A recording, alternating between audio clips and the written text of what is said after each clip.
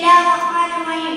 क़ाल अल्लाहु तआला फ़ी क़ुरानिल करीम, या अय्युहल्लज़ीना आमनू इन जाअकुम फ़ासिक़ुन बिनबअइन फ़तबय्यनू अन तुसीबू क़ौमन बिजहाला।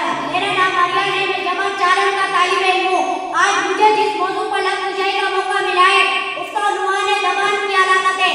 साहिब सदर, मुअज़्ज़िज़ करम और मेरे अज़ीज़ साथियों, अस्सलामु अलैकुम। उन्वान बहुत मायने में तो चुपता हुआ है। लोग हैरान होंगे कि कभी कोई ज़बान से भी अलग हुआ है। आज तक तो सुनते आए थे कि तीर और तलवार भाले और पिस्तौल से लोग अलग होते हैं।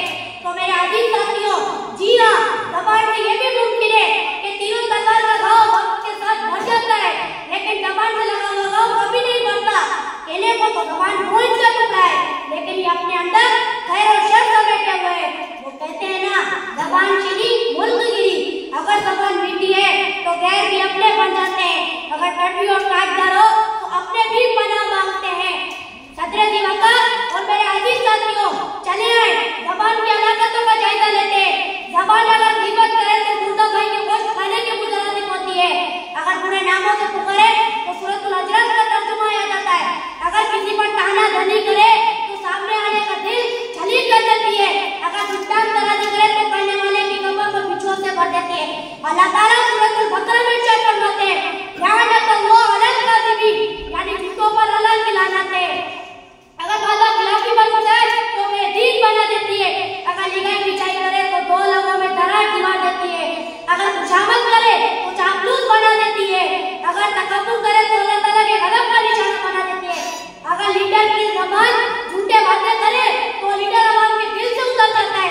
नबी करीम सल्लल्लाहु अलैहि वसल्लम का फरमान है, मन का पता नजा, वो खामोश रहा, वो कामयाब हुआ। यानी बात का मतलब ये हुआ कि अगर इंसान बात करे तो अच्छी करे, वरना खामोश रहे। जैसे कि एक मर्तबा रसूल पाक सल्लल्लाहु अलैहि वसल्लम सहाबा की महफिल में जलवा अफरोज़ थे। एक सहाबी आया, उसने पूछा कि मेरे लिए कौन सी चीज सबसे ज्यादा खतरनाक है।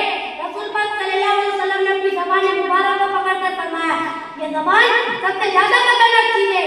इस बात का मतलब ये हुआ कि अगर गुफ्तगू में इज्जत ना लिया जाए तो बहुत सी ऐसी बातें हमारे मुंह से निकल जाती है जो रोज़े क़यामत हमें रुस्वा कर देती है। इसलिए हमें भी चाहिए कि ज़बान का मुस्बित इस्तेमाल करें। अल्लाह ताला ने ज़बान का मुस्बित इस्तेमाल करने की तौफीक अता फरमाए। अब मैं शेर के नाम की तकरीर का इख्तिताम करता हूँ। ज़ुबान